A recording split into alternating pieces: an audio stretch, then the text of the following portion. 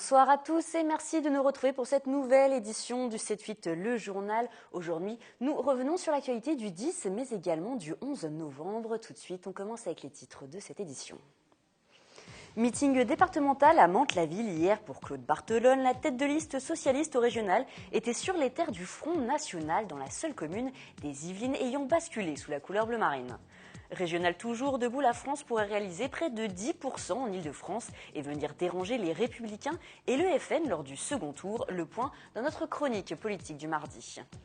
Et enfin, mercredi, 97e anniversaire de l'armistice de la Grande Guerre. Les communes vont célébrer ce moment. Exposition, discours, témoignages des descendants avec des anciens combattants. Nous en parlerons en plateau avec nos invités.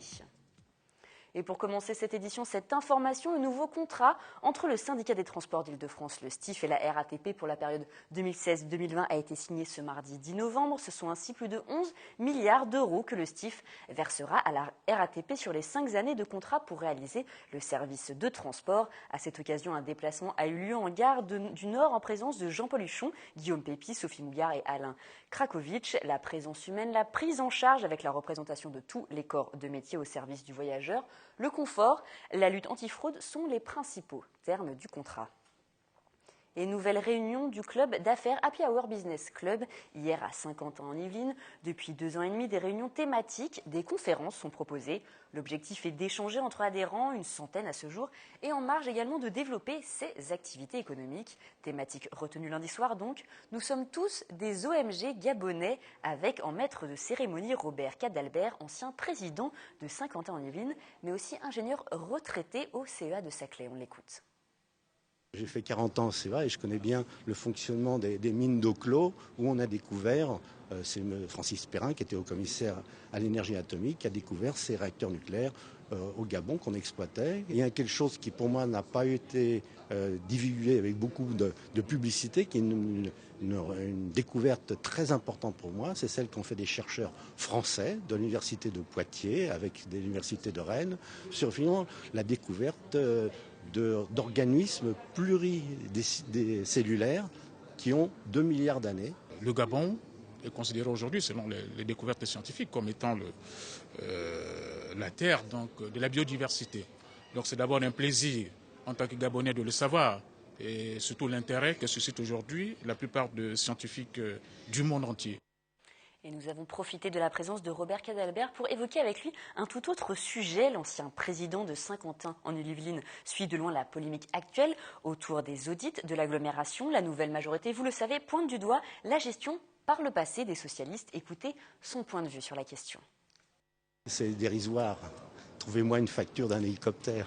Voilà. Ce qui est dommage, c'est que ça donne un peu de côté négatif sur l'agglomération qui est une vraie réussite. Et quand on veut faire le bilan d'une entreprise, on ne regarde pas que son passif, parce que ça, je ne connais aucune société qui regarde que son passif, elle va bien. Il faut regarder aussi l'actif. Et régional à présent, dans le cadre de sa campagne, Claude Barthelone vient de tenir son meeting départemental à Mantes-la-Ville, seule ville des Yvelines dont le maire défend les couleurs du FN. Patrick Jacques de Dixmude et Wilfried Richy. Le chef de file des socialistes a donc choisi Mantes-la-Ville pour son meeting départemental. Un choix loin d'être anodin, justifié au cours de la soirée par un lapidaire. Les électeurs de gauche qui n'iront pas voter auront l'extrême droite. Lors des municipales, la multiplication des listes socialistes avait laissé le champ libre dans cette commune à une victoire du Front National. On voit quand la gauche est divisée, lorsque les socialistes sont divisés, ce que ça amène à reconnaître ou à connaître comme résultats électoraux. Et puis lorsque l'on voit comment ici l'extrême droite essaye d'opposer les uns aux autres, il y a encore plus de nécessité d'y venir pour tenir un discours du tous ensemble et un discours républicain. Aux côtés de l'actuel président de l'Assemblée nationale, les 2 têtes de liste yvelinoise, Sandrine Grand-Gambe et Benoît Hamon, ainsi que la ministre de la Justice, Christiane Taubira. Tous entendaient démontrer que la liste des Républicains de Valérie Pécresse était proche de celle du Front National avec les ralliements des derniers jours de militants de la Manif pour tous. Mais au-delà de l'opposition de vision politique, Claude Barthelone a aussi défendu plusieurs points de son programme lors de ce rendez-vous, rebondissant sur les dernières actualités, comme le lancement d'une campagne contre le harcèlement sexiste dans les transports. Dès le lendemain de mon élection, je lancerai en contact avec les différentes compagnies de transporteurs, un grand programme pour la sécurité des femmes dans les transports. Aujourd'hui, ce n'est pas normal que l'on ait plus de 80% des femmes qui se plaignent de subir une violence plus ou moins grave, si tant est que l'on puisse faire une échelle de Richter sur les violences dans les transports, et ce sera le point le plus important. Le PS crédité de 35% au second tour contre 42% à son adversaire de droite. Une enquête publiée ce mardi matin par Valeurs Actuelles et réalisée par Opinionway, que critique Claude Barthelone, qui entend saisir la commission des sondages. Et comme chaque mardi dans le journal, nous parlons de politique et plus particulièrement des régionales. Bonsoir Wilfried. Bonsoir Florent, et aujourd'hui nous allons parler de la liste menée par Nicolas Dupont-Aignan, le député de l'Essonne, qui est également le fondateur de Debout la France, qu'il représente donc dans ce scrutin en Ile-de-France. Alors Nicolas Dupont-Aignan, candidat à la présidentielle en 2012, c'est 1,79%. Et Nicolas Dupont-Aignan, candidat à la présidence dans la région francilienne, ce devrait être autour de 8% si l'on en croit les différents sondages. Pas suffisant pour se maintenir au second tour, mais le gaulliste souverainiste pense qu'il peut faire beaucoup mieux et dépasser la barre donc des 10% nécessaires. Et il n'hésite d'ailleurs pas à répéter qu'Obama était à 1% avant de remporter la présidentielle américaine. Pourquoi partir d'un présupposé faux que les républicains et les socialistes seraient en tête? Est-ce qu'on n'a pas le droit en France, dans les régionales, de voter pour qui on veut? Donc on verra au soir du premier tour qui est en tête. Moi je suis certain qu'on peut être en tête et vous poserez la question, Madame Pécresse. Et si Nicolas Dupont-Aignan évoque Valérie Pécresse, justement, c'est que cette dernière n'a pas hésité dernièrement à l'attaquer. Je cite, « Il s'engage dans cette campagne uniquement aujourd'hui avec l'intention de faire perdre la droite et le centre », preuve que Nicolas Dupont-Aignan dérange un petit peu tout de même les Républicains. Alors il faut dire que Nicolas Dupont-Aignan n'a pas l'intention de se rapprocher des Républicains s'il parvenait à se maintenir au second tour. Lors de son dernier rassemblement parisien, dont vous allez voir les images dans un instant, il l'a dit et répété, il n'est ni du PS, ni des Républicains, ni du Front National. Aucune fusion n'est possible. On se rappelle tout de même qu'à ses débuts en politique, il était encarté au RPR. Alors, côté stratégie, il a décidé, en tout cas pour l'instant, de s'adresser à ceux qui ne votent pas, aux déçus, aux abstentionnistes. S'il y a tant d'abstention en France, c'est parce que les gens ne supportent plus ce tripartisme. Soit on continue avec des incapables, soit on part à l'extrême. Moi, j'offre un autre choix. Donc, il y a un premier tour, je m'occupe du premier tour et je demande à ceux qui m'écoutent de bien réfléchir et surtout d'aller voter. Car moi, j'ai des concurrents, mais mon adversaire principal, c'est quoi? C'est l'abstention. Sur ces différentes listes pour les différents départements, on trouve donc des candidats qui ne sont pas encartés. Exemple avec la chef de file Yveline Céline Julier, c'est une Versaillaise de 40 ans, professeure des écoles. Elle n'appartient à aucun parti politique, même si elle s'est déjà engagée aux côtés de la Manif pour tous par le passé. Quand Nicolas Dupont-Aignan m'a proposé de le rejoindre, j'ai trouvé ça bien, intéressant, et il m'a laissé ne pas m'encarter. Il m'a dit qu'il ne me le demandait pas. Ce qui m'allait très bien parce que justement l'idée c'est de montrer qu'il y a une convergence de personnes, non pas des étiquettes, non pas des grands mouvements, des grands partis, mais ce sont des personnes qui ensemble décident de mener le même combat. Céline Julier qui a donc commencé à s'engager il y a un peu plus de 3 ans, c'était dans les rangs de la Manif pour tous, je vous le disais, écoutez là. Depuis 3 ans maintenant, je combats pour la défense de la famille, qui me paraît essentielle pour la construction de l'individu et donc qui est une cellule dans laquelle chaque personne doit pouvoir trouver son équilibre et qui est mise à mal aujourd'hui. Et quelques mots justement du programme de Nicolas Dupont-Aignan. Retour à l'essentiel, c'est ce qui résume le mieux sa pensée. Les efforts doivent être portés sur les compétences obligatoires, gestion des lycées, transport bien sûr. Et sur ce dernier point, il vient d'ailleurs d'avoir le ralliement du fondateur du collectif des usagers de la ligne A. Il était présent sur ce rassemblement parisien. C'est Jean-Louis Rora, il est numéro 4 sur la liste dans les Yvelines. Nous n'acceptons pas le Grand Paris Express parce que ce sont des dépenses colossales avec des dates incertaines et nous voulons que le système actuel d'Île-de-France soit remis aux normes. Donc aujourd'hui le seul qui adhère à cet objectif étant Nicolas Dupont-Aignan, donc nous naturellement nous sommes allés vers lui. Merci Wilfried. La suite de la campagne, c'est à suivre dans le 7-8 politique sur Téléfil 78 et aussi régulièrement dans le journal. Régulièrement dans le journal. Et juste cette dernière information, c'est ce soir le meeting de Valérie Pécresse pour les Républicains à Noisy-le-Roi sur le thème de la relance économique avec la participation du député des Yvelines, Henri Guénaud. Répétition générale, en fait, avant le grand rassemblement qui est prévu dans le département le 19 novembre et que vous suivrez bien sûr sur cette antenne en compte rendu, comme pour toutes les formations politiques. Autre sujet maintenant, ce matin, à Versailles se tenait une cérémonie en l'honneur des anciens élèves tombés au champ d'honneur durant la Grande Guerre. Une cérémonie particulière car elle était organisée à la demande des élèves eux-mêmes soucieux de transmettre ce devoir de mémoire. Regardez ce reportage de William L. Garder en mémoire le sacrifice de nos ancêtres, et plus particulièrement en ce jour, celui des anciens élèves du lycée Hoche, nombreux à avoir péri au cours du premier conflit mondial. 380 noms résonnent entre les murs du lycée Hoche ce matin à Versailles. Une matinée pour se souvenir et rendre hommage aux anciens élèves tombés au champ d'honneur. Une cérémonie qui n'avait pas eu lieu depuis 20 ans, ravivée aujourd'hui grâce aux élèves de l'établissement. Les élèves donc du conseil de la vie lycéenne, il y a un an, effectivement, on souhaitait qu'on remette en vigueur cette cérémonie. Remémorer des témoignages particuliers, c'est ça qui permet pour les élèves, c'est plus concret, ça rentre mieux dans la vie, oui, la vie concrète. Ils perçoivent mieux ce qu'ont été les drames qui ont été vécus par les familles. Pendant 1 heure, les élèves ont lu des témoignages de poilus, un travail de recherche qu'ils ont dû effectuer qui les a même menés à revenir sur leur histoire familiale. Par exemple, ça m'a permis de retravailler sur l'histoire de mon arrière-grand-père qui avait fait la guerre, donc de redécouvrir un petit peu des textes qu'il avait écrits et donc de mieux se rappeler cette période. Je pense que c'est grâce aux témoignages qu'on peut vraiment se rendre compte de ce qui s'est passé.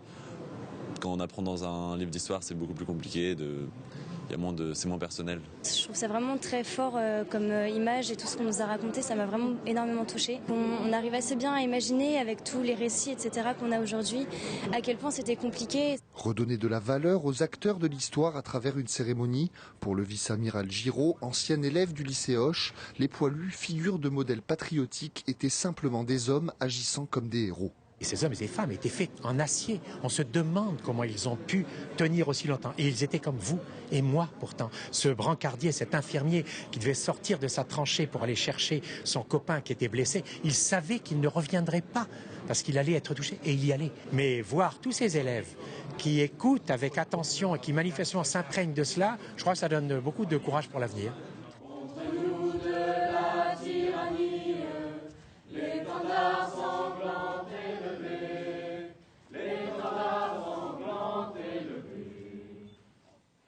Et en plateau avec nous ce soir 2 invités pour parler du 11 novembre et de ses commémorations pour célébrer l'armistice de la Première Guerre mondiale. Benoît Lefort, bonsoir à vous. Bonsoir. Vous êtes le petit-fils d'Édouard Lefort, combattant de la Première Guerre mondiale, qui a laissé un grand témoignage à travers de ce livre dont vous êtes venu nous parler.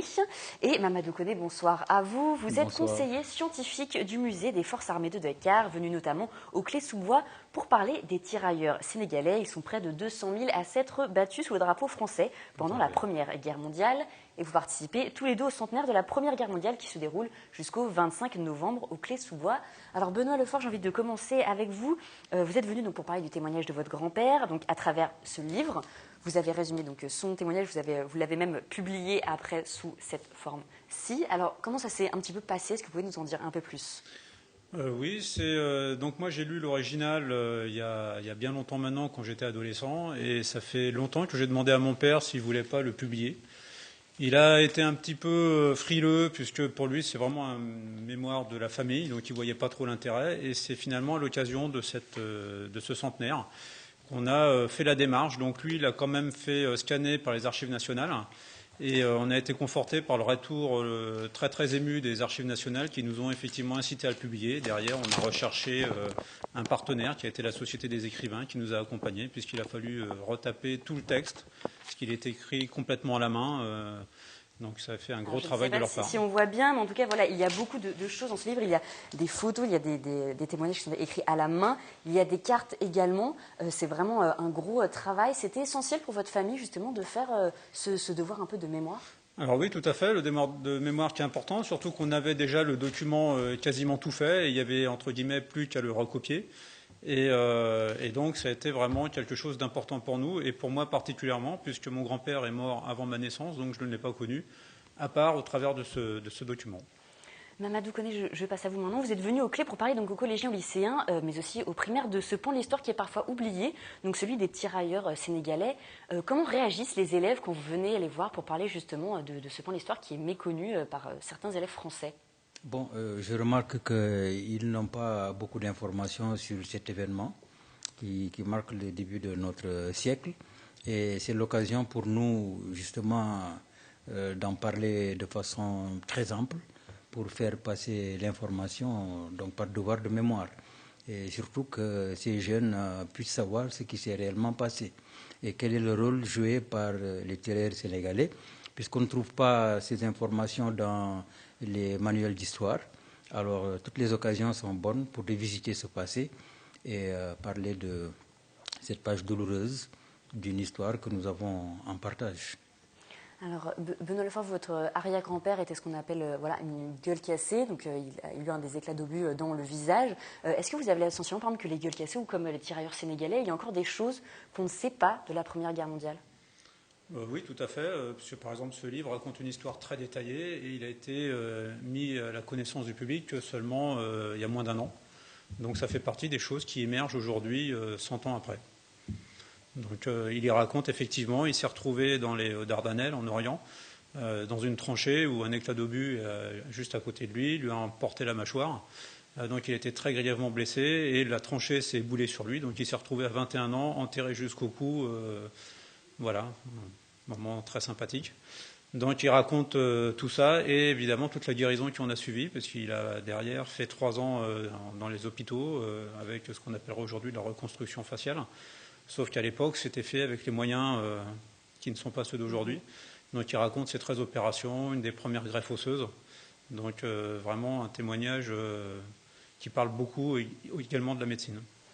Oui, Mamadou Koné, c'est aussi une façon, quand vous allez parler aux clients, de leur parler des choses qu'ils ne savent pas. Les tirailleurs sénégalais, les gueules cassées, pour vous, c'est des choses qui vont ensemble? Absolument.